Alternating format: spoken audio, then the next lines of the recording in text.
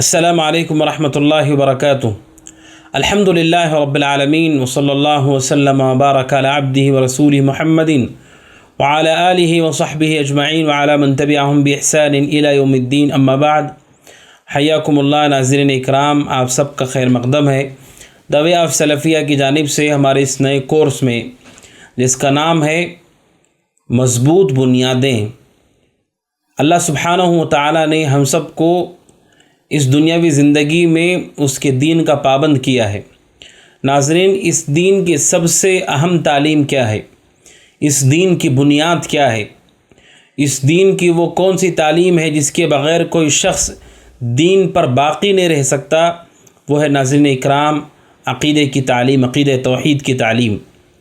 یہ سب سے ضروری اور اہم علم ہے اور سب سے شریف علم ہے۔ ناظرین اکرام، دنیا میں جتنے بھی علم ہیں، جس چیز کے بارے میں وہ گفتگو کرتے ہیں اس سے اس علم کی اہمیت پتہ چلتی ہے۔ آپ طب کو دیکھیے، وہ لوگ جو ڈاکٹری پڑھتے ہیں ان کا علم بہت اچھا مانا جاتا ہے، اس لیے کہ جس کے بارے میں وہ پڑھ رہے ہیں وہ انسانی امراض ہیں، بیماریاں ہیں،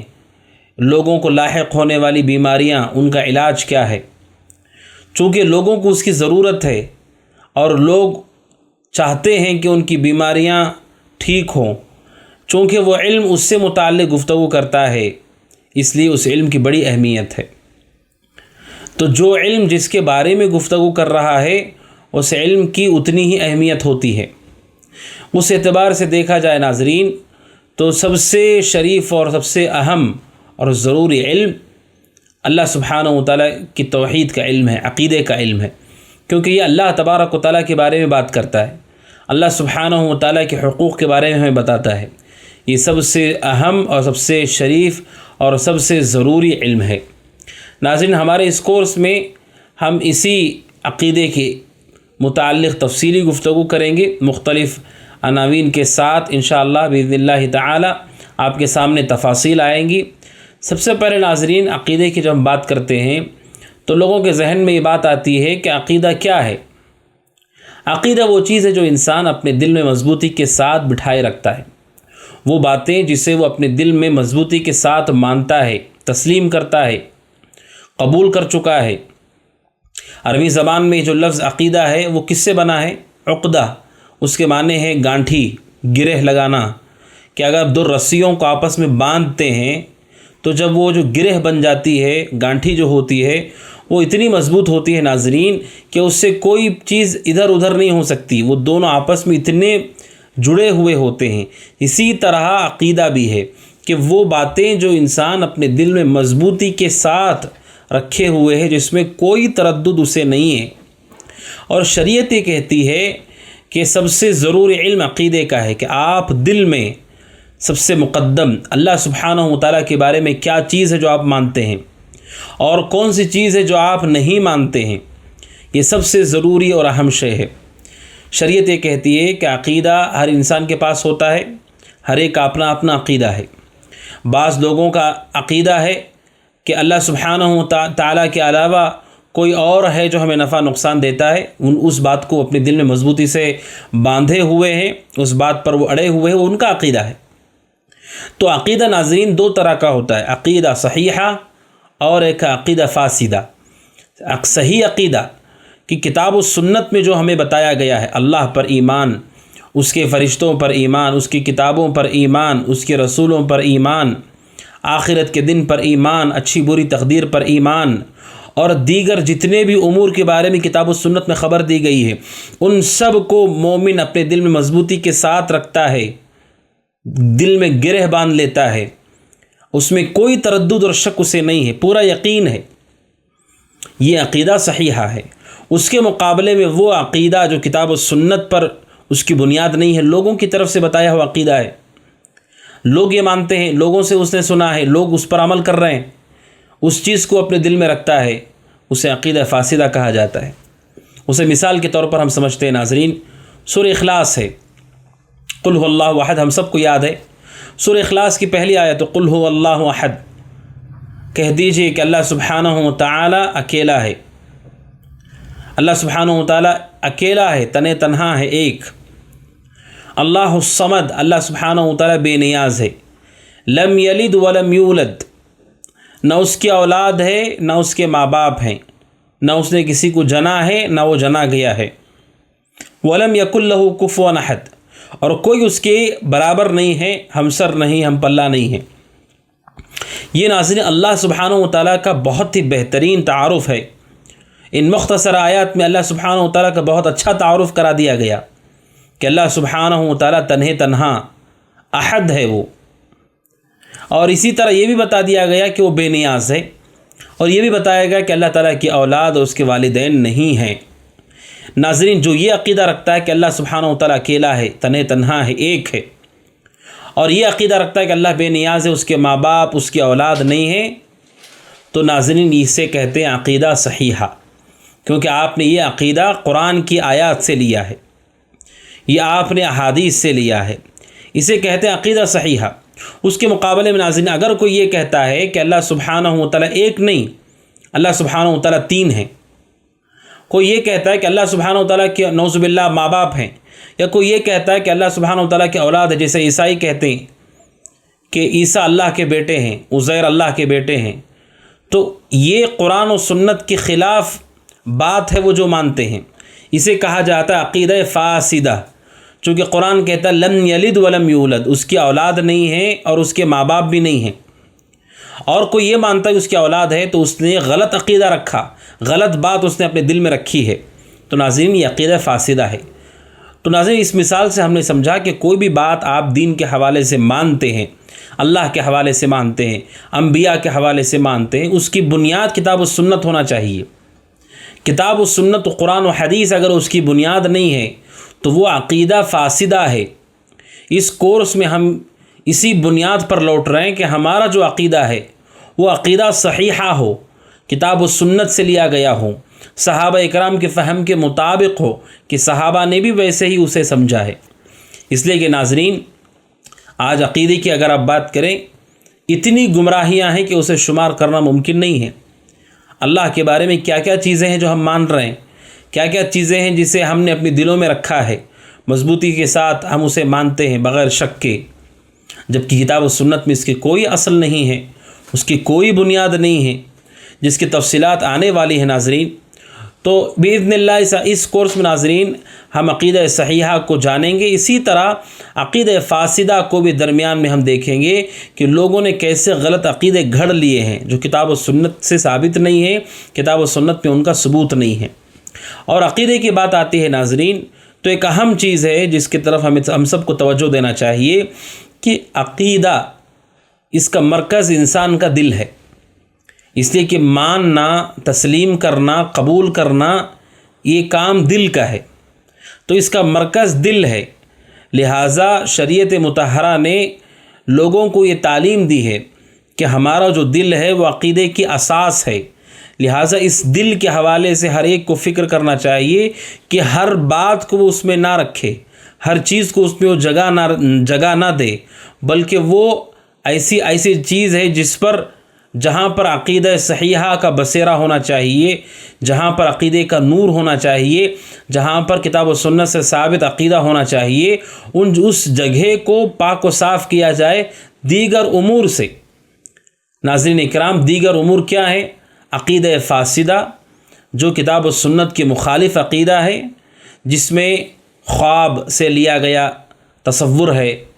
اسی طرح کشف اور اوہام وہم خیالات ہیں، لوگوں کی باتیں ہیں، رسم و رواج ہیں، لوگوں کی اپنی رائے ہے، یہ ساری چیزیں جو ہمارے دل میں ہم نے جگہ دے رکھی ہیں، عقیدہ صحیحہ پڑھنے والوں کو چاہیے کہ وہ اس بنیاد کو جان لیں کہ ہمارا قلب اور دل اصل ہے صحیح عقیدے کے لیے، لہٰذا اس صحیح عقیدے کے لیے اپنے دل کو ہم ہموار کریں کہ اس میں صرف وہی بات مضبوطی کے ساتھ ہم مانیں، وہی بات ہمارے دل کی گہرائی میں اترے جو کتاب و سنت سے ثابت ہو، اس کے علاوہ امور سے ہم اجتناب کر لیں۔ ناظرین اکرام آئیے اب ہم عقیدے کی اہمیت کو کتاب و سنت کی روشنی میں دیکھتے ہیں کہ عقیدے کی اہمیت کتاب و سنت میں کیا ہے، صحیح عقیدہ کیوں ضروری ہے۔ ہم نے تو یہ جان لیا صحیح عقیدہ کہاں سے ہمیں اخذ کرنا ہے، کن باتوں کو اپنے دل میں جگہ دینی ہے، کن باتوں کو مضبوطی کے ساتھ ہمیں ماننا ہے جو کتاب و سنت سے ثابت ہوں۔ اس عقیدے کی کیا اہمیت ہے؟ سب سے پہلی بات یہ ہے ناظرین اکرام کہ جو عقیدہ ہے اس کا تعلق اللہ سبحانہ و تعالیٰ کی ذات سے ہے، اس لیے اس سے افضل کوئی شے نہیں ہے۔ عقیدہ کیا ہے؟ یہ پوری کی پوری گفتگو اللہ سبحانہ و تعالیٰ کی ذات اور جو اس نے تعلیمات دی ہیں اور جو اس نے شریعت اتاری ہے اس سے متعلق ہے۔ اس سے افضل اور بہتر چیز کوئی نہیں ہے، اس لیے عقیدے کی اہمیت کتاب و سنت میں بہت زیادہ ہے۔ اسی حوالے سے حضرت ابو ہریرہ رضی اللہ عنہ کی روایت ہے، صحیح بخاری میں حدیث نمبر 1519، صحیح مسلم 83۔ حضرت ابو ہریرہ کہتے ہیں نبی اکرم صلی اللہ علیہ وسلم سے پوچھا گیا ای الاعمال افضل، اے اللہ کے رسول سب سے افضل عمل کون سا ہے؟ سب سے افضل عمل پوری شریعت میں کون سا ہے؟ تو اللہ کے رسول نے فرمایا ایمان باللہ و رسولہ، اللہ اس کے رسول پر ایمان لانا یہ سب سے افضل عمل ہے۔ سب سے افضل عمل اللہ اس کے رسول پر ایمان لانا، یعنی ایمان کا تعلق انسان کے عقیدے سے ہے، ایمان کا تعلق انسان کے دل سے ہے۔ سب سے افضل عمل اللہ پر اس کے رسول پر ایمان لانا ہے۔ ناظرین اس سے افضل کوئی اور شے نہیں ہے۔ اس سے پتہ چلتا ہے کہ عقیدے کی اہمیت کتنی زیادہ ہے کہ آپ اللہ سبحانہ و تعالیٰ پر ایمان لاتے ہیں، صحیح طور پر صحیح عقیدہ آپ اللہ کے ساتھ تعلق سے دل میں رکھتے ہیں، یہ آپ کا سب سے افضل عمل ہے۔ اس سے بہتر عمل آپ نہیں کر سکتے، یہ نبی اکرم صلی اللہ علیہ وسلم نے فرمایا کہ سب سے افضل عمل ہے۔ اور دوسری بات، عقیدے کی اہمیت کتاب و سنت میں اس لیے بہت زیادہ ہے، اس بات سے اندازہ لگایا جا سکتا ہے کہ سورہ نحل آیت نمبر 36 اللہ سبحانہ وتعالیٰ کہتا ہے وَلَقَدْ بَعَثْنَا فِي كُلِّ أُمَّةٍ رَسُولًا أَنِ اعْبُدُوا اللَّهَ وَاجْتَنِبُوا الطَّاغُوتَ، ہم نے ہر امت میں رسول کو بھیجا ان اعبدوا اللہ کہ لوگ اللہ کی عبادت کریں، وَاجْتَنِبُوا الطَّاغُوتَ اور طاغوت سے بچیں، یعنی نوح علیہ السلام سے ناظرین اکرام ابتدا کی گئی ہے اور رسول صلی اللہ علیہ وسلم تک سارے رسولوں کو اسی پیغام کے ساتھ بھیجا گیا ان اعبدوا اللہ کہ تم اللہ کی عبادت کرو اور تم طاغوت سے بچو، اللہ سبحانہ و تعالیٰ کے علاوہ جن کی پرستش کی جاتی ان سے بچو، کہ ساری عبادت کا حقدار اللہ ہی ہے، نفع نقصان کا مالک وہی ہے، زندگی اور موت کا مالک وہی ہے، لہٰذا سجدے اور مدد کے لیے پکارنے کا حقدار بھی وہی ہے، اس کے علاوہ کسی کی عبادت نہیں ہوگی، اللہ کی عبادت کرو اور طاغوت سے بچو۔ یہ سارے رسولوں سارے انبیاء کی دعوت تھی کہ اللہ سبحانہ و تعالیٰ کی طرف انہوں نے بلایا۔ ناظرین اگر شریعت مطہرہ میں اس سے بڑی کوئی اور چیز ہوتی تو رسولوں کو یہی پیغام دے کر بھیجا جاتا۔ اعمال کی بات بعد میں آتی ہے، آپ نماز پڑھتے ہیں اللہ کے لیے، لیکن اللہ کے سلسلے میں اگر ہمارے دل میں یہ بات ہے کہ اللہ کے علاوہ بھی کوئی مددگار ہے، اللہ کے علاوہ بھی کوئی روزی دیتا ہے، اللہ کے سوا بھی کوئی اولاد دیتا ہے، پھر اس نماز کا کیا فائدہ ہے کہ آپ نے جس کے لیے رسولوں کو بھیجا گیا نوح علیہ السلام سے لے کے رسول صلی اللہ علیہ وسلم تک، اسی چیز کو آپ نے ٹھیک نہیں کیا، اسی چیز کو آپ نے صحیح نہیں کیا، اس کی اصلاح نہیں کی، پھر آپ کے عمل کا کیا فائدہ؟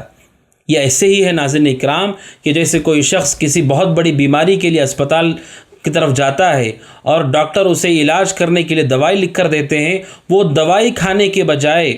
اپنی کسی چھوٹی سے مرض چھوٹی سی تکلیف کے لیے دوائی کھاتا ہے جو کہ تکلیف ہے،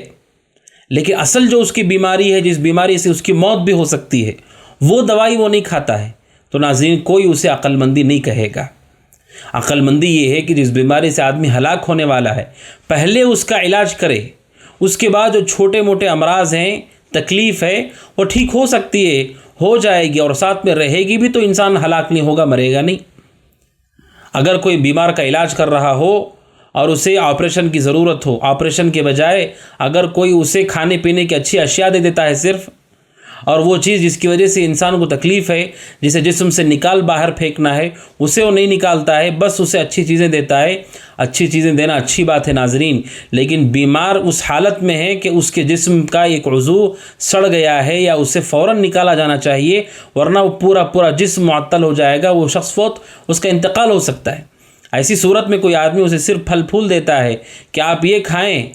اور آپ کے لیے فائدہ مند ہے، تو یہ عقل مندی نہیں ہے۔ یہی معاملہ شریعت اسلامیہ کا ہے کہ عقیدہ یہ سب سے بنیادی شے ہے. جیسے رسول نے کہا سب سے افضل عمل اللہ پہ ایمان لانا ہے، رسول پر ایمان لانا ہے. کیا بات آپ نے اللہ اس کے رسول کے بارے میں اپنے دل میں مضبوطی سے مانی ہوئی ہے، تسلیم کیا ہوا ہے، اسے سب سے پہلے دیکھا جانا چاہیے، اس کے بعد دیگر چیزوں کو دیکھنا ہے. اس لیے قرآن کریم کی اس آیت میں اللہ نے واضح کیا کہ سارے رسولوں کو اسی عقیدے توحید، عقیدے کی اصلاح کے پیغام کے ساتھ بھیجا گیا ہے. اور جب تک قوم نے اسے قبول نہیں کیا آگے کا درس نہیں دیا گیا، آگے کی تفصیلات نہیں بتائی گئی. سورہ انبیاء آیت نمبر 25 میں اللہ تعالیٰ کہتا ہے وَمَا أَرْسَلْنَا مِن قَبْلِكَ مِن رَّسُولٍ إِلَّا نُوحِي إِلَيْهِ أَنَّهُ لَا إِلَهَ إِلَّا أَنَا فَاعْبُدُونِ، کہ ہم نے آپ سے پہلے جتنے رسولوں کو بھیجا ہم نے ان سب کی طرف یہ وحی کی اللہ الہ الا انا، کہ میرے علاوہ کوئی معبود برحق نہیں، فاعبدون، لہٰذا میری عبادت کرو. اللہ سبحانہ وتعالیٰ سورہ انبیاء کی اس آیت میں بھی واضح کیا کہ ہر ایک کو یہ وحی کی گئی، اللہ کی طرف سے بتایا گیا ہے کہ میرے علاوہ کوئی معبود برحق نہیں، لہٰذا تم میری ہی عبادت کرو. یہ اللہ سبحانہ وتعالیٰ کی طرف سے انبیاء اور رسول کو پیغام دیا گیا کہ وہ اپنی قوم کو اس بات کا پیغام دے. ناظرین اکرام، آئیے ایک مثال جو قرآن و سنت میں بیان کی گئی ہے اس کے ذریعے سے ہم سمجھتے ہیں کہ اللہ سبحانہ وتعالیٰ نے سب سے پہلے جو حکم دیا ہے مکلفین کو وہ اسی توحید اور عقیدے کا ہے. اور رسولوں کو کس بات کی وحی کی گئی ہے؟ اللہ سبحانہ وتعالیٰ نے سورہ طٰہٰ میں ارشاد فرمایا، سورہ طٰہٰ آیت نمبر 6، 7، 8، وہاں سے آپ دیکھیں اللہ سبحانہ وتعالیٰ نے آیت نمبر سورہ طٰہٰ 9 میں کہا وَهَلْ أَتَاكَ حَدِيثُ مُوسَىٰ، حضرت موسیٰ علیہ السلام کے واقعے کو قرآن مجید میں اس آیت میں بیان کیا گیا. آیت نمبر 9 سے شروع ہوتا ہے کہ حضرت موسیٰ علیہ السلام نے آگ دیکھی اپنے گھر والوں کے ساتھ، وہ جا رہے تھے. حضرت موسیٰ علیہ السلام نے اپنے گھر والوں سے کہا کہ میں نے آگ دیکھی ہے، تو اپنے گھر والوں کو انتظار کرنے کے لیے کہا کہ وہ جا کر کے دیکھیں گے کہ کوئی آدمی وہاں پر ہے جو ہمیں راستہ بتا سکے، یا کم از کم آگ لے کر آئیں گی جس کے ذریعے سے راستہ چلنے میں آسانی ہوگی. حضرت موسیٰ علیہ السلام نے اس موقع پر اپنے گھر والوں سے جو بات کہی کہ میں وہاں، انہوں نے آگ دیکھی اور کہا کہ میں وہاں جاتا ہوں. فلما أتاها، سورہ طٰہٰ آیت نمبر 11 میں اللہ تعالیٰ کہتا ہے فلما أتاها نودي يا موسیٰ، کہ جب حضرت موسیٰ علیہ السلام اس وادی میں پہنچے تو اللہ سبحانہ وتعالیٰ نے آواز دی. کیا کہا؟ انی انا ربک، اے موسیٰ میں تمہارا رب ہوں. فاخلع نعلیک، اپنے جوتے نکال دو. انک بالوادی المقدس طویٰ، کہ آپ مقدس وادی طویٰ میں ہیں، اپنے جوتے نکال دیجئے. اور اللہ سبحانہ وتعالیٰ نے موسیٰ سے کہا وَأَنَا اخْتَرْتُكَ، اور میں نے تمہیں چن لیا ہے موسیٰ. فَاسْتَمِعْ لِمَا يُوحَىٰ، غور سے سنیے جس چیز کی طرف آپ کو وحی کی جا رہی ہے. یعنی موسیٰ علیہ السلام کو حکم دیا گیا کہ میں تمہارا رب ہوں، اور غور سے سنو میں جو تمہیں وحی دے رہا ہوں، جس بات کا پیغام میں تمہیں دے رہا ہوں. فاستمع لما یوحیٰ، کیا کہا اللہ نے موسیٰ سے؟ انی انا اللہ، بے شک میں اللہ ہوں. لا الہ الا انا، میرے علاوہ کوئی سچا معبود نہیں ہے.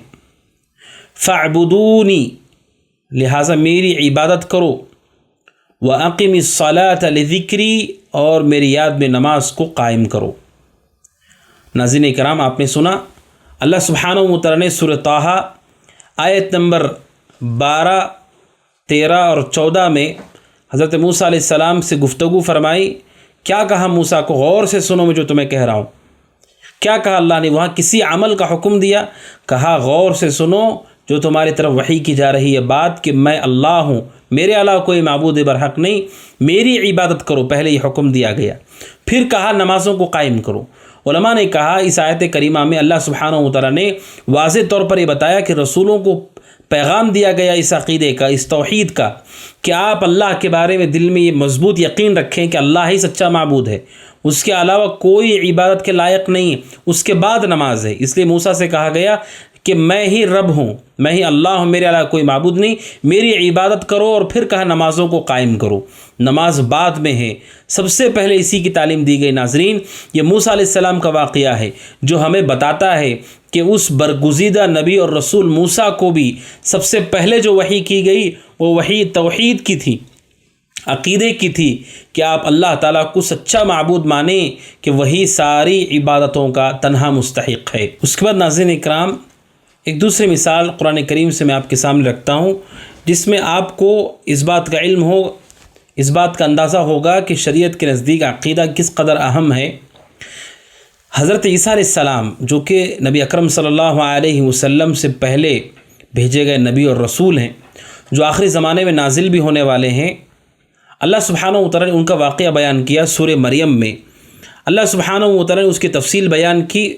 اور اس سورہ مریم کے آیت نمبر 31 میں اللہ سبحانہ و تعالیٰ کہتا ہے کہ حضرت مریم کے پاس بچے کو دیکھ کر کے قوم کے لوگوں نے جب باتیں شروع کی، حضرت مریم نے اشارہ کیا بچے کی طرف، تو انہوں نے کہا کہ اس بچے سے کیسے بات کریں، چھوٹا سا بچہ۔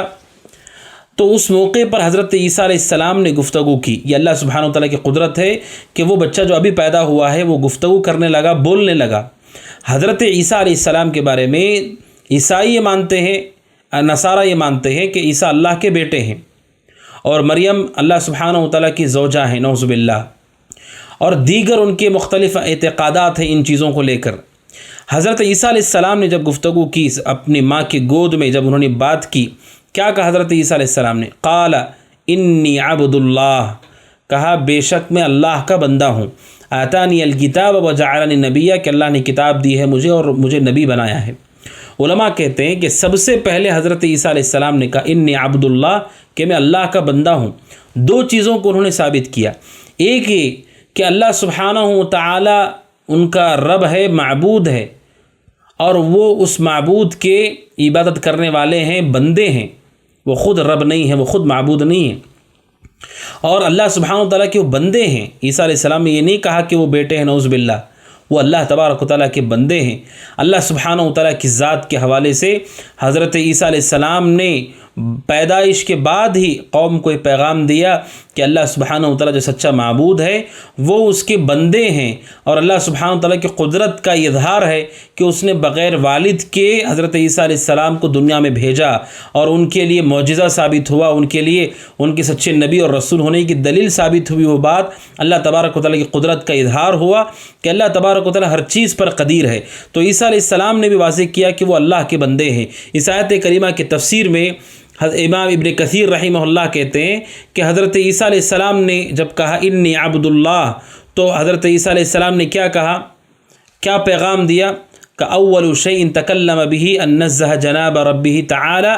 وبرأ اللہ عن الولد واثبت لنفسه العبودیۃ لربه۔ حضرت عیسیٰ علیہ السلام نے سب سے پہلے کیا بات کہی؟ ابن کثیر رحمہ اللہ کہتے ہیں کہ سب سے پہلے حضرت عیسیٰ علیہ السلام جب کہا کہ میں اللہ کا بندہ ہوں، تو اللہ تبارک و تعالیٰ کی ذات کو انہوں نے پاک قرار دیا اولاد سے، کہ اس کی کوئی اولاد نہیں ہے۔ اسی طرح وبرأ اللہ عن الولد، کہ اس بات سے بھی اللہ سبحانہ و تعالیٰ کو کے بارے میں واضح کیا کہ اللہ سبحانہ و تعالیٰ کی اولاد نہیں ہے۔ وَأَثْبَتَ لِنَفْسِهِ الْعُبُودِيَّةَ لِرَبِّهِ، اور اللہ سبحانہ و تعالیٰ کی عبودیت کو ثابت کیا کہ وہ اللہ سبحانہ و تعالیٰ کے بندے ہیں، اور اللہ سبحانہ و تعالیٰ ان کا رب ہے۔ ناظرین اکرام، نبی اکرم صلی اللہ علیہ وسلم کو قرآن کس بات کا حکم دیتا ہے؟ سورہ محمد آیت نمبر 19 میں 19 میں اللہ سبحانہ و تعالیٰ کہتا ہے فَاعْلَمْ أَنَّهُ لَا إِلَهَ إِلَّا اللَّهُ، جان لیجئے کہ اللہ تبارک و تعالیٰ کے علاوہ کوئی معبود برحق نہیں۔ علم حاصل کر لیجئے کہ اللہ سبحانہ و تعالیٰ کے علاوہ کوئی سچا معبود نہیں۔ ناظرین اکرام، یہ آیت کریمہ اہل علم کہتے ہیں کہ مدنی زندگی میں نازل ہوئی ہے، مدینہ آنے کے بعد نازل ہوئی کہ جان لیجئے اللہ کے علاوہ کوئی معبود برحق نہیں۔ جس آیت کریمہ میں رسول کو توحید، عقیدہ توحید کو بتایا جا رہا ہے، کلمہ توحید کو بتایا جا رہا ہے، اور کہا جا رہا ہے جان لیجئے آپ کہ اللہ کے علاوہ کوئی معبود برحق نہیں، مدینہ کی زندگی میں نازل ہونے والی آیت ہے۔ آپ سوچئے کہ 13 سال تک رسول صلی اللہ علیہ وسلم نے اسی عقیدہ توحید کی تعلیم دی، عقیدے کی اصلاح کی، مشرکوں کے غلط فاسد عقیدوں کا آپ نے رد کیا اور صحیح عقیدے کا اثبات کیا، لوگوں کو واضح کیا۔ اور آپ علیہ الصلوۃ والسلام صرف مکہ میں نہیں، آپ طائف بھی گئے، وہاں پر آپ پر ظلم کیا گیا اور اہل طائف نے آپ کے ساتھ بہت برا سلوک کیا۔ ان سارے امور کے بعد بھی آپ مدینہ آنے کے بعد قرآن کہتا ہے جان لیجئے اللہ کے علاوہ کوئی معبود برحق نہیں۔ سبحان اللہ ناظرین، یہ عقیدے کی اہمیت پر دلالت کرتی ہے یہ بات کہ کس قدر اہم ہے عقیدہ، کہ مدنی زندگی میں آنے کے بعد 13 سال تک مسلسل عقیدے کی پر محنت اور کوشش اور دعوت کے بعد بھی قرآن آپ سے کہتا ہے جان لیجیے اللہ کے علاوہ کوئی معبود برحق نہیں، یعنی کہ سب سے اہم تعلیم شریعت مطہرہ کی، سب سے ضروری علم ہے، سب سے واجبی علم ہے، سب سے پہلے مکلف پر،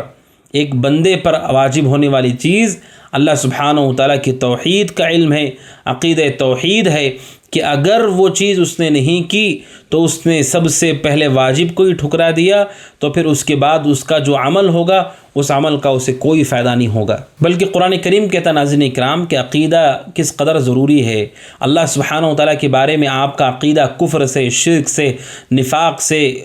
پاک ہونا کس قدر ضروری ہے کہ ہمارے جتنے بھی اعمال ہیں اگر اس میں عقیدہ صحیحہ، عقیدہ توحید نہ ہو، اللہ تعالیٰ اسے قبول نہیں کرتا ہے، اسے قبول نہیں کرتا ہے۔ لہٰذا لوگوں کی عبادت کی کثرت کی طرف مت جائیے، لوگوں کی داڑیاں، ان کی ٹوپی، ان کے لباس اور ان کے اجتماع اور ان کی قرآن کی تلاوت اور تہجد و اشراق کی طرف مت جائیے۔ قرآن کہتا ہے کہ اگر عقیدہ صحیح نہیں ہے، توحید اگر عقیدے میں نہیں ہے، اللہ سبحانہ و تعالیٰ کی ذات کے بارے میں اگر ہمارا عقیدہ ٹھیک نہیں ہے، آپ اللہ کے علاوہ کسی کو مشکل کشا، حاجت روا مانتے ہیں، اللہ سبحانہ و تعالیٰ کے علاوہ بھی کسی کے بارے میں مانتے ہیں کہ وہ کائنات میں اختیار رکھتے ہیں، وہ اولاد دیتے ہیں، رزق دیتے ہیں، اپنے اختیار کو چلاتے ہیں، تو آپ جان لیجئے کہ آپ کی زندگی کا کوئی عمل اللہ سبحانہ و تعالیٰ قبول نہیں کرے گا، اس لیے کہ اللہ نے عمل کی قبولیت کے لیے شرط رکھی ہے کہ ہمارے اندر ایمان ہو، صحیح عقیدہ ہو۔ اللہ سبحانہ و تعالیٰ کہتا ہے سورہ انبیاء آیت نمبر 94 میں فَمَن يَعْمَلْ مِنَ الصَّالِحَاتِ وَهُوَ مُؤْمِنٌ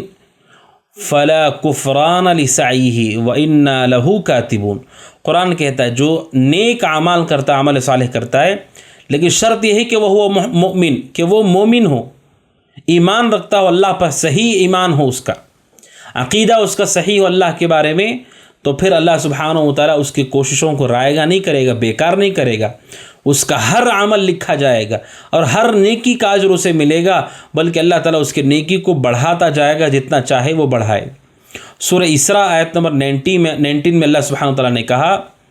وَمَنْ أَرَادَ الْآخِرَةَ وَسَعَى لَهَا سَعْيَهَا وَهُوَ مُؤْمِنٌ فَأُولَٰئِكَ كَانَ سَعْيُهُمْ مَشْكُورًا، جو آخرت چاہتے ہیں اور اس کے لیے کوشش کرتے ہیں، شرط کیا ہے؟ وَهُوَ مُؤْمِن، وہ مؤمن ہو، یعنی ان کا عقیدہ بالکل صحیح ہو،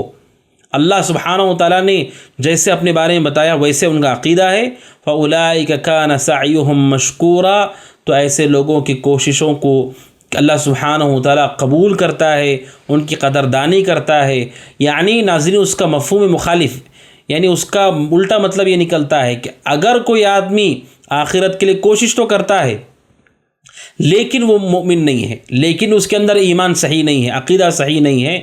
تو اس آیت کریمہ کا الٹا معنی آپ لیتے ہیں مفہوم مخالف۔ اس کا مطلب یہ کہ انہیں کوئی ان کی نیکی کا اجر نہیں ملے گا اور ان کی کوششوں کو اللہ سبحانہ و تعالیٰ رائے گاہ کر دے گا۔ ناظرین اکرام، اللہ سبحانہ و تعالیٰ نے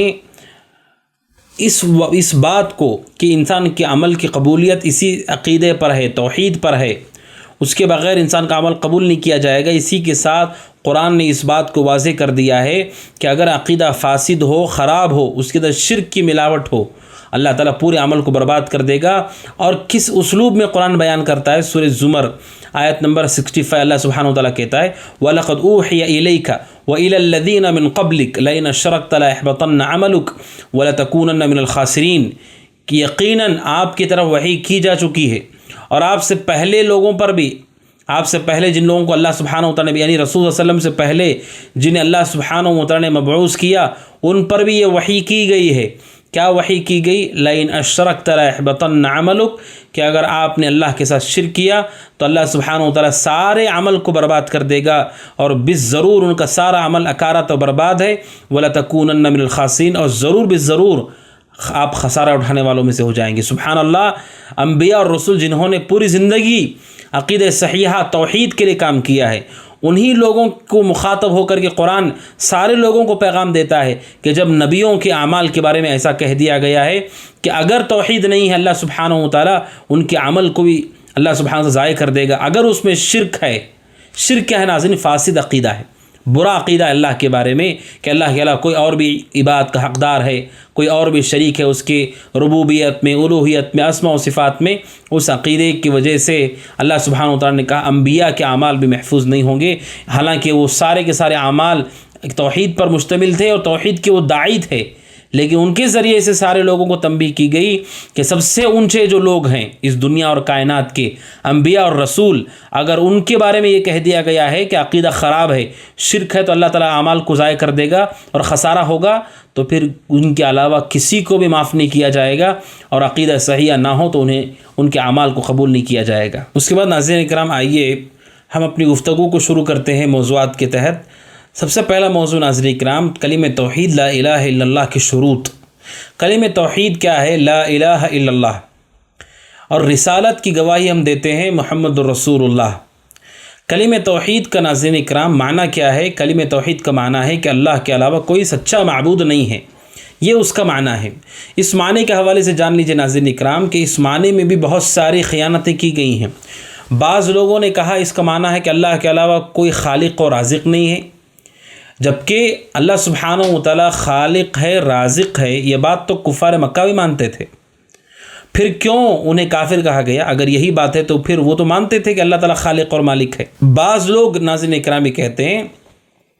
لا الہ الا اللہ کا مطلب ہے کہ اللہ سبحانہ و تعالیٰ کے علاوہ کوئی وجود نہیں ہے، جو کچھ ہے اللہ ہی ہے۔ یہ وہ لوگ ہیں جو یہ مانتے ہیں کہ اللہ ہر جگہ موجود ہے،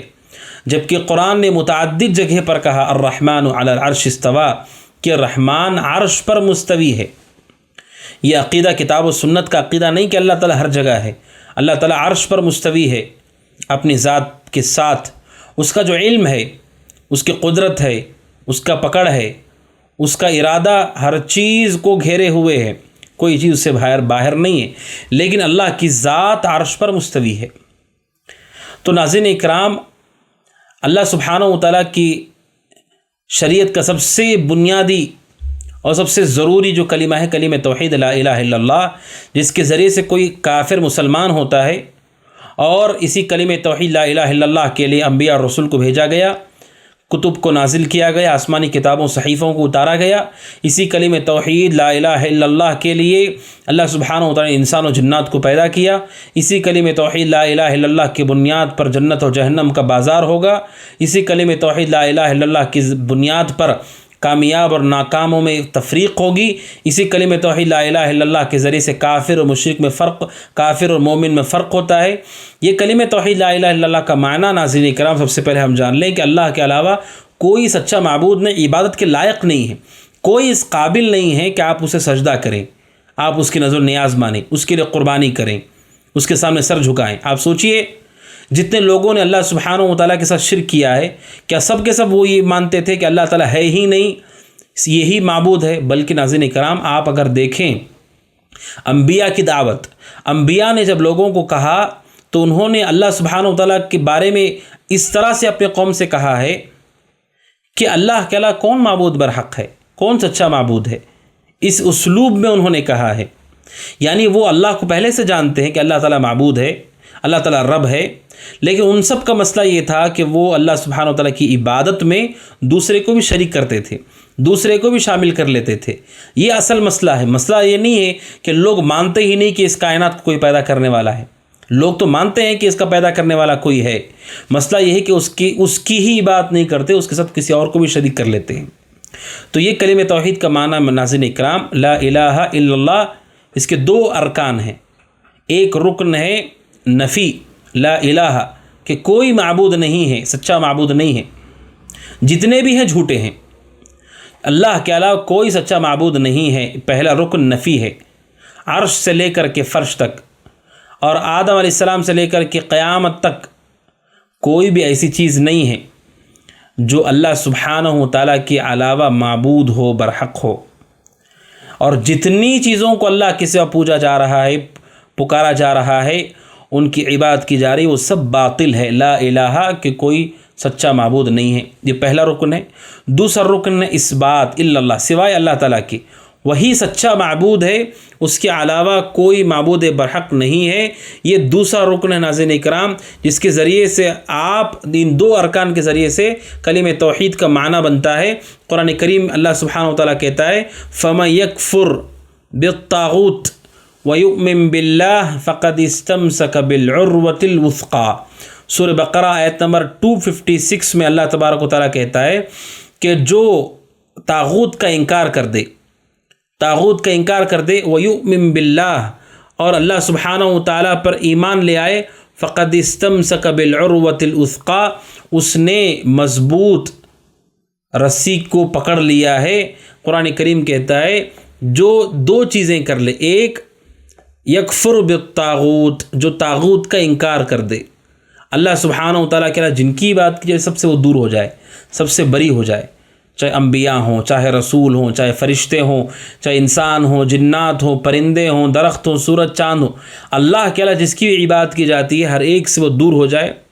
وَيُؤْمِن بِاللَّهِ، اور اللہ سبحانہ و تعالیٰ پر ایمان لے آئے، فَقَدْ اسْتَمْسَكَ بِالْعُرْوَةِ الْوُثْقَىٰ، اسی نے مضبوط کڑے کو تھام لیا ہے۔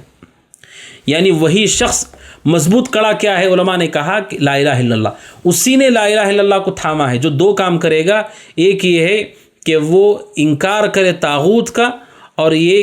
کہ اللہ سبحانہ و تعالیٰ کے لیے ایمان لے آئے، وَيُؤْمِن بِاللَّهِ، اللہ سبحانہ و تعالیٰ پر ایمان لے آئے، اس نے کلمہ توحید کے مضبوط کڑے کو تھام لیا ہے۔ جو ایسا نہیں کرتا ناظرین اکرام، اس نے کلمہ توحید کو نہیں مانا۔ تو یہ دو ارکان ہیں کلمہ توحید لا الہ الا اللہ کے، جس سے معلوم ہوتا ہے کہ کلمہ توحید کا معنی کیا ہے۔ اس کے بعد ناظرین جان لیجئے کہ کلمہ توحید لا الہ الا اللہ صرف یہ جملہ نہیں ہے کہ ہم اسے اقرار کر لیں، ایک بار کہہ دیں، اس کے بعد ہمیں کبھی عذاب نہیں ہوگا اور جنت میں چلے جائیں گے اور ہمارا حساب نہیں، ایسا نہیں ہے۔ اس کلمے کا معنی، مفہوم، اس کے شروط ہیں کہ قرآن و سنت میں بتایا گیا ہے کہ کلمے کے لیے کیا کنڈیشنز ہیں، کیا قوانین ہیں، کہ اگر آپ انہیں مانتے ہیں تبھی آپ نے کلمے کو مانا ہے۔ کتاب و سنت میں دلائل سے ثابت کیا گیا ہے کہ کلمہ توحید لا الہ الا اللہ صرف جملہ نہیں ہے، بلکہ اس کے تقاضے ہیں، اس کے شروط ہیں، جس کے بغیر آپ اسے مانتے ہیں تو وہ کلمہ آپ کو نفع نہیں دے گا۔ اب دیکھیے ناظرین اکرام، دنیا میں بھی کیا ہوتا ہے، آپ کوئی بھی چیز کا دعویٰ کرتے ہیں، دعوے کی دلیل چاہیے۔ اگر آپ کسی گھر کی طرف اشارہ کر کے کہہ دیں یہ میرا گھر ہے، آپ کا یہ جملہ ہے، اس جملے کا کوئی وزن نہیں ہے جب تک آپ ثابت نہیں کرتے کاغذات کے ذریعے سے، گواہوں کے ذریعے سے کہ یہ آپ ہی کا گھر ہے، آپ نے تعمیر کیا ہے، آپ کے نام پر ہے، اس وقت تک آپ کے اس جملے کا کیا فائدہ ہے؟ تو دنیا میں بھی ایسے ہوتا ہے کہ آپ کا جتنا بڑا دعویٰ ہوتا ہے، آپ کے پاس دلیل بھی ہونی چاہیے کہ آپ اپنی بات میں سچے ہیں۔ اسی لیے امام بخاری رحمہ اللہ نے معلقاً اسے نقل کیا ہے کہ وہب بن منبہ، ان سے پوچھا گیا الیس لا الہ الا اللہ مفتاح الجنہ، کہ لا الہ الا اللہ کیا جنت کی چابی نہیں ہے؟ تو انہوں نے کہا کہ ہاں جنت کی چابی ہے۔ یہ تو ہے بالکل کہ قرآن مجید، کتاب و سنت ثابت ہے، قرآن و سنت سے ثابت ہے کہ کلمہ توحید لا الہ الا اللہ کنجی، یعنی اسی کے ذریعے سے آپ جنت میں جا سکتے ہیں، اسی کے ذریعے سے جنت کا دروازہ کھلے گا۔ لیکن وہب بن منبہ رحمۃ اللہ علیہ نے کہا ولیکن ما من مفتاح الا وله اسنان، ہر چابی، ہر کیلی کی دانت ہوتے ہیں۔ کوئی بھی آپ چابی دیکھیں ناظرین، اس کے دانت ہوتے ہیں۔ اور کہا، وہ کہتے ہیں کہ اگر آپ چابی لے کر آئے لیکن چابی میں دانت ہی نہیں ہے، تو چابی میں اصل تو دانت ہی ہیں۔ آپ جانتے ہیں ہر تالا الگ الگ ہوتا ہے، اس کی چابی اسی کی طرح بنائی جاتی ہے جیسے وہ تالا ہے۔ 3 دانت ہیں اگر چابی کے، تو تالا بھی اس کی بھی 3 دانت ہوں گے اندر سے، اس کو آپ داخل کریں گے تو کھلے گا۔ اگر ایسا نہیں ہوگا تو ہر کوئی آدمی کسی کا بھی گھر کھول سکتا ہے، کسی کی سواری بھی وہ کھول سکتا ہے، کسی کی دکان کو بھی وہ کھول سکتا ہے، چونکہ ہر ایک تالے کی چابی ہوتی ہے اور چابی کی خاص شکل ہوتی ہے، خاص اس کے دانت ہوتے ہیں، اس شکل پہ اس کو بنایا گیا ہو تو اسی سے تالا کھلتا ہے۔ تو وہب بن منبہ رحمہ اللہ نے کہا ہر تالے کی جو چابی ہوتی ہے، چابی کے دانت بھی ہوتے ہیں، اسی دانت سے وہ کھلتا ہے۔ وہ کہتے ہیں کہ اگر آپ چابی لے کر آئے لیکن دانت ہی نہیں ہے اس میں، تو انہوں نے کہا اگر چابی کے دانت ہیں، یعنی جو تالا ہے اسی کے مطابق چابی لے کر آئے تب آپ کا تالا کھلے گا، آپ اندر جا سکتے ہیں۔ لیکن آپ صرف چابی لے کر کے آئے لیکن دانت کچھ اور ہیں اس کے، یعنی وہ چابی اس تالے کی نہیں ہے، تو پھر چابی ہونے کے بعد بھی آپ کا وہ تالا نہیں کھلے گا۔ یہ مثال ہے ناظرین سمجھنے کے لیے جو وہب بن منبہ رحمہ اللہ نے بیان کی، بڑی ہی بہترین مثال انہوں نے دی کہ ہم ہی کہتے ہیں کلمہ توحید لا الہ الا اللہ ہے، یہ کنجی ہے، لیکن واقعتاً آپ نے وہی کنجی لی ہے جس کنجی سے تالا کھلنے والا ہے۔ یہ بھی آپ کو کنفرم کر لینا چاہیے، اس بات کا بھی تاکد کر لینا چاہیے کہ آپ نے وہی چابی اٹھائی ہے، ورنہ آپ نے چابی اٹھائی ہے لیکن اس کے دانت نہیں ہیں، چابی ٹوٹی ہوئی ہے، تو آپ تالا کیسے کھولیں گے اس سے؟ تو کلمہ توحید لا الہ الا اللہ ہم کہتے ہیں تو پھر اس کے کچھ شروط بھی ہیں، اس شروط کے ساتھ ہی کلمے کا معنی مفہوم مانا جائے گا، تبھی ہمارا کلمہ قبول کیا جائے گا، ورنہ وہ صرف ایک جملہ ہوگا، اس کا کوئی وزن اللہ سبحانہ و تعالیٰ کے پاس نہیں ہوگا۔ اسی لیے حسن بصری رحمہ اللہ کے بارے میں ہے کہ انہوں نے فرزدق ایک شاعر ہے، اسے کہا، وہ اپنی بیوی کو دفن کر رہا تھا، کہ تم نے اس کے لیے کیا تیاری کی ہے، یعنی قبر کے لیے کیا تیاری کی ہے؟ اس نے کہا کہ میں نے لا الہ الا اللہ کی گواہی ہے، منذ 70 سنہ، 70 سال سے میرے پاس جو تیاری ہے وہ لا الہ الا اللہ کی گواہی ہے۔ تو حضرت حسن بصری رحمہ اللہ نے کہا نعم العدہ، کتنی اچھی چیز تم نے تیار کی ہے، لیکن آگے کہتے لیکن اعلم، فرزدق کو انہوں نے کہا جو اپنی بیوی کو دفن کر رہا تھا، جان لو اللہ الہ الا اللہ لہا شروط، اس کے شروط بھی ہیں، اس کے ساتھ تمہیں اس کی گواہی دینی ہے، اس پر ایمان رکھنا ہے۔ اگر وہ شروط تم نے پورے نہیں کیے تو پھر وہ لا الہ الا اللہ کا فائدہ نہیں ہوگا۔ یہ حسن بصری رحمہ اللہ نے اسے واضح کیا، اسی لیے ہے کہ حسن بصری رحمہ اللہ سے کچھ لوگوں نے کہا کہ جو لا الہ الا اللہ کہہ دیتا ہے وہ جنت میں چلا جائے گا۔ حسن بصری رحمہ اللہ نے کہا من قال لا الہ الا اللہ فأدى حقها وفرضها دخل الجنہ، جو لا الہ الا اللہ کہہ کے اس کے حق کو ادا کرے، اس کے فرض کو ادا کرے، وہ شخص جنت میں داخل ہوگا۔ تو ناظرین اکرام، یہ کلمہ توحید کے شروط کی اہمیت ہے جو میں نے آپ کے سامنے بیان کی، کہ صرف وہ کلمہ نہیں ہے بلکہ اس کلمے کے لیے کنڈیشنز ہیں، شروط ہیں، ضوابط ہیں، قوانین ہیں، ان کے ساتھ ہی وہ کلمہ ہمیں نفع پہنچائے گا۔ ناظرین اکرام، آئیے کلمہ توحید لا الہ الا اللہ کے شروط کی طرف، کہ کلمے کے لیے کیا شروط ہیں جن کے بغیر کلمہ لا الہ الا اللہ ہمیں فائدہ نہیں دے گا۔ ایک ساتھ سارے شروط ہونا ضروری ہے، ایک بھی چھوٹ گیا تو پھر لا الہ الا اللہ ہمیں نفع نہیں دے گا۔ اہل علم نے اس حوالے سے شروط بیان کیے ہیں، وہ 7 شروط ہیں۔ پہلی شرط ہے العلم، کہ کلمہ توحید لا الہ الا اللہ کا معنی ہمیں معلوم ہونا چاہیے کہ کیا ہے کلمہ توحید لا الہ الا اللہ۔ اگر اس کا علم نہیں ہے تو صرف کلمہ لا الہ الا اللہ اس جملے کو پڑھنے سے کوئی فائدہ نہیں ہوگا، بلکہ اس کا علم ہونا ضروری ہے۔ اور جو اس کا علم نہیں رکھتا ہے وہ کسی نہ کسی طرح اس کے اس کی مخالفت میں واقع ہوگا۔ جو آدمی لا الہ الا اللہ کہتا ہے کہ اسے معلوم ہی نہیں کہ اس کا کیا معنی ہے، تو جب وہ غیر اللہ کا طواف کرے گا، جب وہ غیر اللہ کے نام قربانی کر دے گا، تو خود بخود اس نے واضح کر دیا کہ اس کلمے کے معنی کو وہ نہیں جانتا ہے۔ کلمہ توحید یعنی اللہ کے علاوہ کوئی بھی عبادت کے لائق نہیں ہے، چاہے وہ کوئی بھی ہو، اس کی بندگی اور پرستش نہیں ہو سکتی ہے، یہ کلمے کا معنی مفہوم ہے۔ اگر وہ یہ نہیں جانتا ہے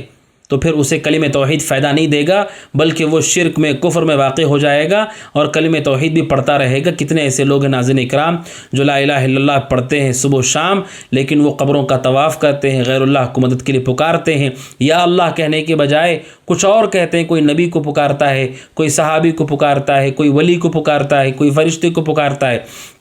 انہوں نے کلمے کو نہیں جانا۔ کلمے کی شرط پہلی یہ ہے العلم، کہ ہمیں معلوم ہونا چاہیے۔ سورہ محمد آیت نمبر 19 میں اللہ نے کہا فَاعْلَمْ أَنَّهُ لَا إِلَهَ إِلَّا اللَّهُ، جان لیجئے کہ اللہ سبحانہ وتعالیٰ کے علاوہ کوئی معبود برحق نہیں، یعنی یہی علم اصل ہے۔ امام سعدی رحمہ اللہ کہتے ہیں کہ یہ علم، اس علم کے بغیر اس کلمے کا کیا فائدہ ہو سکتا ہے کہ آپ نے اس کے تقاضے کو ہی نہیں مانا ہے۔ اس کا تقاضا کیا ہے لا الہ الا اللہ کا، کہ اللہ کے علاوہ کسی کی عبادت نہیں ہو سکتی ہے۔ اسی لیے حدیث میں بھی اس شرط کو رکھا گیا ہے۔ صحیح مسلم حدیث نمبر 26 اور صحیح بخاری حدیث نمبر 5827، حضرت عثمان بن عفان اور حضرت ابو ذر سے بھی یہ روایت ہے، نبی صلی اللہ علیہ وسلم نے فرمایا من مات وهو يعلم انہ لا الہ الا اللہ دخل الجنہ، کہ جو اس حال میں مرا کہ اسے معلوم ہے کہ اللہ کے علاوہ کوئی سچا معبود نہیں، وہ جنت میں جائے گا۔ آپ نے شرط رکھی ہے کہ وَهُوَ يَعْلَمُ کہ اسے اس کا علم ہے۔ کیا معنی ہے؟ اسے واضح ہے کہ اللہ کے علاوہ کوئی عبادت کے لائق نہیں، وہ شخص جنت میں داخل ہوگا۔ یہ اللہ کے نبی صلی اللہ علیہ وسلم نے واضح کیا، یعنی جس کے پاس علم نہیں ہے، صرف وہ کلمہ پڑھے گا، اس کلمے سے اسے فائدہ نہیں ہوگا۔ اسی لیے محمد بن عبد الوہاب رحمہ اللہ کہتے ہیں وَلَا يَتِمُّ إِسْلَامُ الْإِنسَانِ حَتَّى يَعْرِفَ مَعْنَى لَا إِلَٰهَ إِلَّا اللَّهِ کہ کسی بھی آدمی کا اسلام اس وقت تک مکمل نہیں ہوگا جب تک اسے لا الہ الا اللہ کا معنی معلوم نہیں ہوگا۔ دوسری شرط ناظرین اکرام وہ یقین، کہ کلمہ توحید لا الہ الا اللہ کے معنی مفہوم اس کے تقاضوں پر یقین ہو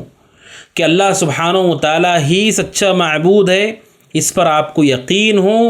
اور اس کے مدلول میں یعنی جس کے اوپر ایک کلمہ دلالت کرتا ہے، یہ جو کلمہ بتا رہا ہے اس پر آپ کا یقین بھی ہو۔ علم ہے آپ کو لیکن آپ نہیں مانتے اسے، تو پھر یہ علم آپ کو نفع نہیں دے گا۔ آپ کو یقین بھی ہونا چاہیے کہ یہ سچ ہے، اس میں کسی قسم کا تردد اور شک نہ ہو۔ سورہ حجرات آیت نمبر 15 میں اللہ سبحانہ و تعالیٰ کہتا ہے انما المؤمنون الذین آمنوا باللہ ورسولہ، بے شک مومن تو وہی ہیں جو اللہ سبحانہ و تعالیٰ پر ایمان لائے اور اس کے رسول پر ایمان لائے۔ اس کے بعد اللہ نے شرط واضح کی ہے ثم لم یرتابوا، اور پھر وہ شک نہیں کرتے ہیں اور وہ شک میں مبتلا نہیں ہوتے ہیں۔ اللہ سبحانہ و تعالیٰ نے اس آیت کریمہ میں واضح کیا کہ اگر وہ ایمان لانے کے بعد اللہ اس کے رسول پر شک کرتے ہیں تو پھر ان کا یہ لا الہ الا اللہ انہیں نفع نہیں دے گا۔ یہ اللہ سبحانہ و تعالیٰ کی طرف سے شرط بیان کی گئی ہے۔ اسی طرح حدیث میں بھی صحیح مسلم حدیث نمبر 27 ابو ہریرہ رضی اللہ تعالیٰ عنہ سے روایت ہے، نبی صلی اللہ علیہ وسلم نے فرمایا اشہد ان لا الہ الا اللہ وانی رسول اللہ، کہ شہادتین کا اقرار اللہ تعالیٰ کی علاوہ کوئی سچا معبود نہیں اور محمد اللہ کے رسول ہے۔ لا یلقى اللہ بہما عبد، کوئی بھی بندہ اس کلمہ توحید اور اس رسالت کی گواہی کے ساتھ اللہ سے ملاقات کرتا ہے اس شرط کے ساتھ غیر شاکن فیہما، کہ اسے ذرہ برابر بھی اس میں شک نہ ہو، الا دخل الجنہ، مگر اللہ اسے جنت میں داخل کر دے گا۔ یعنی شرط رسول صلی اللہ علیہ وسلم نے بیان کی ہے کہ اسے معلوم ہونا چاہیے، شک نہیں ہونا چاہیے، یقین ہونا چاہیے کہ اللہ کے علاوہ کوئی معبود برحق نہیں۔ اگر شک ہے ناظرین اکرام تو پھر اللہ سبحانہ و تعالیٰ اس کلمے کے ذریعے سے اسے نفع نہیں دے گا، اس کا کلمہ اسے فائدہ نہیں پہنچائے گا۔ یہ دوسری شرط ہے جو میں نے آپ کے سامنے بیان کی۔ تیسری شرط ہے ناظرین اکرام الصدق، سچائی، کہ آپ جب کلمہ توحید کا اقرار کر رہے ہیں، کلمہ توحید کو مان رہے ہیں تو آپ سچے ہوں، یعنی آپ جھوٹ نہیں بول رہے ہیں، یا آپ اپنے دل میں کوئی اور چیز رکھے ہوئے ہیں اور زبان سے کچھ اور کہہ رہے ہیں، ایسا نہ ہو۔ اگر کوئی سچائی سے اسے نہیں مانتا ہے، سچ نہیں بول رہا ہے، وہ اس کے دل میں کچھ اور ہے، تو کلمہ توحید کا معنی اسے اگرچہ کہ معلوم ہے لیکن چونکہ وہ سچ نہیں بول رہا ہے تو اللہ تعالیٰ اس کے کلمے کو قبول نہیں کرے گا اور وہ ہمیشہ گھاٹا اٹھانے والوں میں سے ہو جائے گا۔ منافقین اس کی سب سے اچھی مثال ہے ناظرین اکرام۔ سورہ منافقون کی آیت نمبر 1 میں اللہ تعالیٰ کہتا ہے کہ منافقین آ کر کے کہتے ہیں نشہد انک لرسول اللہ، منافق آ کر کہتے ہیں بے شک ہم گواہی دیتے ہیں کہ آپ اللہ کے رسول ہیں۔ قرآن کہتا ہے، اللہ تعالیٰ کہتا ہے واللہ یعلم انک لرسول واللہ یشہد ان المنافقین لکاذبون، اور اللہ تعالیٰ گواہی دیتا ہے کہ بے شک یہ منافق جھوٹے ہیں، جھوٹ بول رہے ہیں۔ زبان سے تو کہہ رہے ہیں کہ رسول، ہم آپ کو رسول مانتے ہیں، لیکن قرآن کہتا ہے دل میں وہ بات ان کے نہیں ہے۔ لہذا ناظرین لا الہ الا اللہ کے لیے شرط ہے کہ آپ اسے جب اس کا اقرار کرتے ہیں تو پھر آپ کے دل میں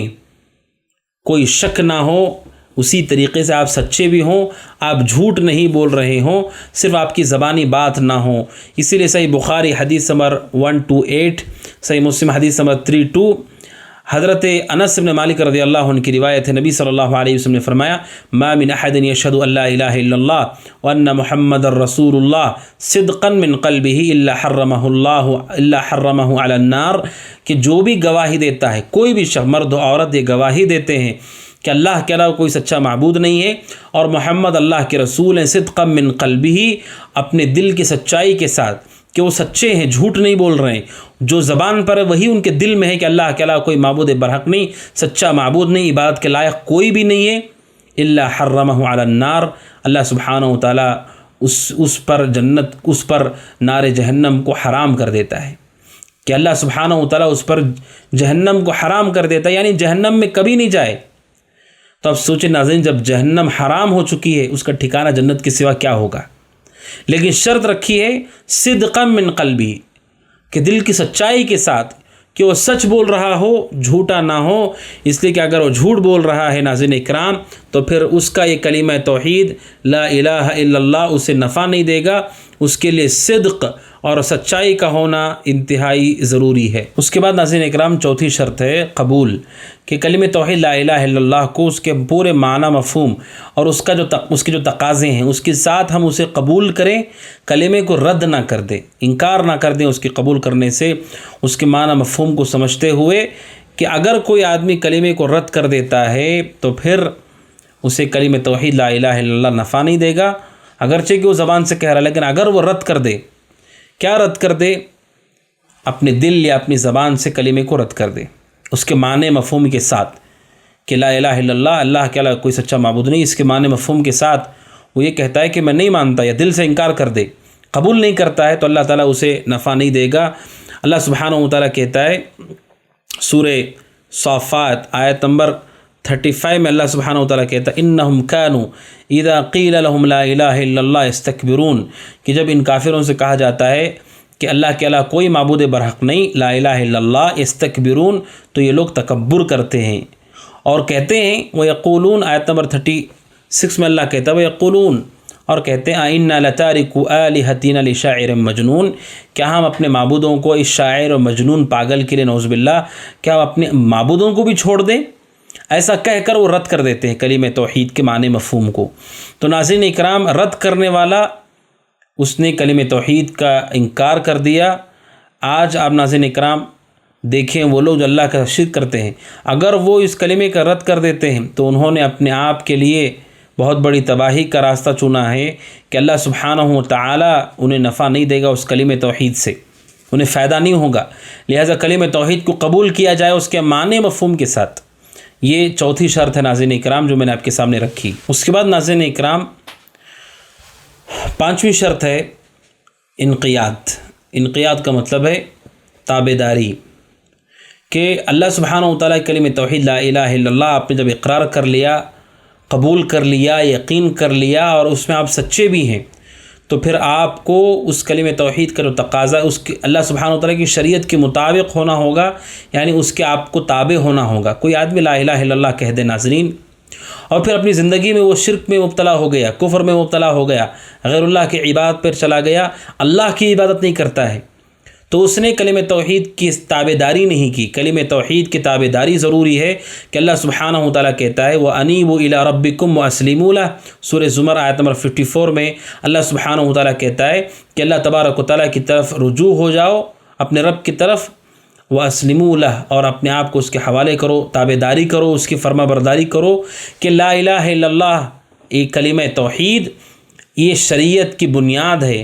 اور اس کے اقرار کے ساتھ، تسلیم کرنے کے ساتھ پھر آپ کو اس کے مطابق عمل کرنا ہے، اس کے مطابق آپ کو زندگی گزارنی ہے۔ لہٰذا کلمہ توحید کا مجرد صرف زبان سے اقرار اور زندگی میں اللہ کی عبادت ہی نہیں ہے، غیر اللہ کی عبادت ہے، اور اللہ سبحانہ و تعالیٰ کی فرما برداری نہیں ہے، تو پھر ہم نے کلمہ توحید لا الہ الا اللہ کو صحیح معنوں میں قبول نہیں کیا ہے۔ اس کے بعد ناظرین اکرام چھٹی شرط ہے اخلاص، کہ کلمہ توحید کا اقرار کرنے کے بعد ہمارا عمل شرک سے، دکھاوے، ریاکاری سے پاک ہو۔ آپ نے کلمہ توحید کو مانا ہے، تسلیم کیا ہے صرف اللہ کی رضا کے لیے، اور ہمارا کوئی مقصود نہ ہو ناظرین اکرام، ہمارے اس عمل میں ہم مخلص ہوں، اللہ تعالیٰ کی رضامندی کے لیے ہم نے کلمہ توحید کو قبول کیا ہو۔ یہ کلمہ توحید کی چھٹی شرط ہے جو اہل علم نے نقل کی ہے، کیونکہ کلمہ توحید کا اقرار کرنے والے ایسے لوگ بھی ہیں جو اس میں مخلص نہیں ہیں، بلکہ ان کا مقصود کچھ اور ہے، ان کا مقصود دکھاوا کرنا ہے، ان کا مقصود دنیا کمانا ہے، ان کا مقصود مسلمانوں کی بھیڑ میں داخل ہو کر مسلمانوں کو نقصان پہنچانا ہے، بہت سارے مقاصد کے تحت وہ کلمہ توحید کو مانتے ہیں، جبکہ حقیقت یہ ہے کہ ان کے اندر اخلاص نہیں ہے۔ اللہ سبحانہ وتعالیٰ کہتا ہے الا لہ الدین الخالص، اللہ سبحانہ وتعالیٰ ہی کے لیے خالص عبادت ہے۔ اور کہا سورہ بینہ آیت نمبر 5 میں اللہ سبحانہ وتعالیٰ نے وما امروا الا ليعبدوا الله مخلصین لہ الدین، لوگوں کو اسی بات کا حکم دیا گیا ہے کہ وہ اپنی عبادت کو اللہ کے لیے خالص کریں، اور سب سے بڑی عبادت اللہ تبارک و تعالیٰ کی توحید ہے۔ کوئی آدمی دکھاوے کے لیے کلمہ پڑھتا ہے اور جان بچانے کے لیے کلمہ توحید پڑھتا اقرار کرتا ہے، دنیا کمانے کے لیے کرتا ہے ناظرین، تو اسے اس کا فائدہ نہیں ہوگا۔ صحیح بخاری کی حدیث ہے، حدیث نمبر 5086، حضرت یہ قصہ ہے جو صحیح بخاری اور صحیح مسلم میں مذکور ہے، نبی اکرم صلی اللہ علیہ اس میں موجود ہے، نبی صلی اللہ علیہ وسلم نے فرمایا فإن اللہ قد حرم علی النار من قال لا الہ الا اللہ یبتغی بذلک وجہ اللہ، کہ اللہ سبحانہ وتعالیٰ نے نار جہنم کو حرام کر دیا ہے، جہنم کو حرام کر دیا ہے اس شخص پر جو لا الہ الا اللہ کا اقرار کرتا ہے، لا الہ الا اللہ کہتا ہے، یبتغی بذلک وجہ اللہ، اور لا الہ الا اللہ پڑھنے کا مقصد صرف اللہ کو راضی کرنا ہے، اور وہ اللہ تعالیٰ کو راضی کرنے والا اس لیے وہ کلمہ توحید پڑھتا ہے ناظرین۔ تو یہ اخلاص کلمہ توحید کی شروط میں سے شرط ہے۔ جو آدمی ایسا ہوتا ہے اپنی زندگی میں توحید پر قائم ہوتا ہے، دنیاوی مفادات کے لیے وہ کلمے کو چھوڑ کر شرک کی طرف نہیں جاتا ہے۔ اگر وہ شرک کی طرف جا رہا ہے، اس کا مطلب اس نے اللہ کے رضا کے لیے کلمہ نہیں پڑھا تھا، اپنے مفادات کے لیے کلمہ پڑھا، اپنے فائدے کے لیے، اپنی چاہتوں کے لیے، دنیا کمانے کے لیے اور دیگر مقصد کے لیے اس نے کلمہ پڑھا۔ جو مخلص ہوگا وہ کلمہ توحید کے اس معنی مفہوم پر قائم رہے گا۔ اور ساتویں اور آخری شرط ہے ناظرین اکرام، محبت، کہ اس کلمہ توحید سے ہمیں محبت ہو۔ اس کلمہ توحید کی گواہی دینے والا خود اللہ سبحانہ وتعالیٰ ہے، اللہ سبحانہ وتعالیٰ گواہی دیتا ہے اس کی۔ قرآن مجید میں اللہ سبحانہ وتعالیٰ نے کہا شہد اللہ انہ لا الہ الا ہو والملائکہ واولو العلم قائما بالقسط، اللہ سبحانہ وتعالیٰ گواہی دیتا ہے، شہد اللہ سبحانہ وتعالیٰ گواہی دیتا ہے کہ اللہ سبحانہ وتعالیٰ کے علاوہ کوئی معبود برحق نہیں۔ سورہ آل عمران آیت نمبر 18 میں اللہ سبحانہ وتعالیٰ کہتا ہے، وہ خود گواہی دیتا ہے، اس کے فرشتے گواہی دیتے ہیں، علماء گواہی دیتے ہیں کہ اللہ کے علاوہ کوئی معبود برحق نہیں۔ ساتویں شرط ہے ناظرین کہ کلمہ توحید سے ہمیں محبت ہو، کہ اللہ کے علاوہ کوئی سچا معبود نہیں ہے، اسے ہم ناپسند نہ کرتے ہوں، بغض نہ رکھتے ہوں، اور اللہ سبحانہ وتعالیٰ سے ہماری محبت ہو، اور وہی ہے جو معبود برحق ہے، اس کے علاوہ کوئی معبود برحق نہیں، اور وہ ہے جس نے اپنے آپ کے بارے میں خود گواہی دیا کہ اس کے علاوہ کوئی معبود نہیں۔ اور آپ نے سنا کہ موسیٰ علیہ السلام کو اس نے کہا کہ میں ہی اللہ ہوں، میرے علاوہ کوئی معبود برحق نہیں۔ تو اللہ سے محبت ہو، اس کے رسول سے محبت ہو، اس کی شریعت سے محبت ہو، جو اس کلمے کا اقرار کرتے ہیں ان سے محبت ہو، اور اس کے مقابلے میں جو اس کلمے کا انکار کر دیں، اس کلمے کو رد کر دیں، اس کے حوالے سے ہمارے دل میں بغض ہو، اس شخص سے ہمارا بغض ہو جو اس کلمے کو ترک کر دے، اس کا مخالف ہو، منکر ہو۔ لیکن اس کے تقاضے، اس کے معنی مفہوم سے، اور جو اس کلمے سے متعلق ہر ایک سے ہماری محبت ہونا چاہیے۔ اسی لیے قرآن کریم سورہ بقرہ آیت نمبر 165 میں اللہ سبحانہ وتعالیٰ کہتا ہے وَمِنَ النَّاسِ مَن يَتَّخِذُ مِن دُونِ اللَّهِ أَندَادًا يُحِبُّونَهُمْ كَحُبِّ اللَّهِ وَالَّذِينَ آمَنُوا أَشَدُّ حُبًّا لِلَّهِ، کہ اور بعض لوگ ایسے ہیں جو اللہ سبحانہ وتعالیٰ کے علاوہ معبودوں کو پکارتے ہیں، وہ اپنے معبودوں سے محبت کرتے كَحُبِّ اللَّهِ، جیسے اللہ سے محبت ہونی چاہیے ویسے بتوں سے، غیر اللہ سے محبت کرتے ہیں۔ والذین آمنوا اشد حبا للہ، لیکن جو اہل ایمان ہیں وہ اپنی محبت میں بہت پختہ ہوتے ہیں، ان کی محبت شدید ہوتی ہے اللہ سبحانہ وتعالیٰ سے، وہ سب سے بڑھ کر اللہ سے محبت کرتے ہیں۔ لہٰذا ناظرین اس کلمہ توحید سے محبت ہو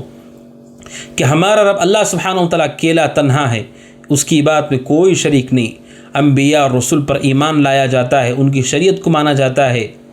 اہل علم اور علماء اولیاء اللہ کی عزت اور احترام کیا جاتا ہے، لیکن اللہ کی عبادت میں کسی کو شریک نہیں کیا جا سکتا ہے۔ ہمیں کلمے سے محبت ہو، اور اللہ سبحانہ وتعالیٰ کی اللہ سبحانہ وتعالیٰ سے محبت، اس کی کلمے سے یہ محبت ہمارے لیے ایمان کی حلاوت کا سبب ہے۔ صحیحین بخاری مسلم انس بن مالک رضی اللہ عنہ سے روایت ہے کہ اس آدمی 3 لوگ ہیں جنہیں ایمان کی مٹھاس ملتی ہے، ان میں سے ایک وہ بھی ہے کہ اس کے نزدیک ان یکون اللہ و رسولہ احب الیہ مما سواہما، کہ اللہ اس کے رسول اس کے نزدیک سب سے زیادہ محبوب ہوں۔ تو ناظرین اکرام، محبت یہ بھی کلمہ توحید لا الہ الا اللہ کے شروط میں سے ہے کہ جو شخص کلمہ توحید لا الہ الا اللہ کا اقرار کرتا ہے وہ شخص اللہ سبحانہ و تعالیٰ کے اس کلمے سے اور اس کے پڑھنے والوں سے، جس نے نازل کیا ہے اس سے، جو لے کر کے آئے ان سے، ان سب سے محبت کرتا ہے۔ تو یہ 7 شروط ہیں ناظرین اکرام جو میں نے آپ کے سامنے کلمہ توحید کے حوالے سے بیان کی۔ تو ناظرین، ہمارا یہ کورس عقیدہ توحید، عقیدے سے متعلق بنیادوں پر گفتگو کرنے والا کورس ہے۔ ہمارے اس پہلے ایپیسوڈ میں، ہماری اس پہلی ملاقات میں ہم نے عقیدے کی اہمیت اور عقیدہ صحیحہ اور فاسدہ، صحیح عقیدہ غلط عقیدے میں فرق، اور اسی طرح صحیح عقیدے کی بنیاد کہاں سے لی جاتی ہے یہ ہم نے جانا، اور یہ جانا کہ عقیدہ صحیحہ، صحیح عقیدہ کیوں ضروری ہے، کتنا اہم ہے صحیح عقیدہ، اس کے چند دلائل ہم نے دیکھے۔ اور پھر ناظرین ہم نے کلمہ توحید لا الہ الا اللہ کا معنی مفہوم، اس کے 2 ارکان اور پھر اس کے 7 شروط کو جانا۔ ناظرین اکرام، اس ساری تفصیل کو جاننا ہم سب کے لیے از حد ضروری ہے تاکہ ہمارے عقیدے کی اصلاح ہو۔ انشاءاللہ اگلے درس میں عقیدے کی بنیادوں سے متعلق مزید تفصیل سے گفتگو آنے والی ہے۔ اللہ سبحانہ و تعالیٰ سے دعا کہ جو کچھ اللہ تعالیٰ ہم نے سنا ہے اس کے ذریعے سے اللہ تعالیٰ ہمیں نفع پہنچائے، اور اللہ تعالیٰ ہم سب کی توحید کو مضبوط فرمائے۔ ھذا وصلی اللہ وسلم علی نبینا محمد وعلی آلہ وصحبہ اجمعین۔ السلام علیکم ورحمۃ اللہ وبرکاتہ۔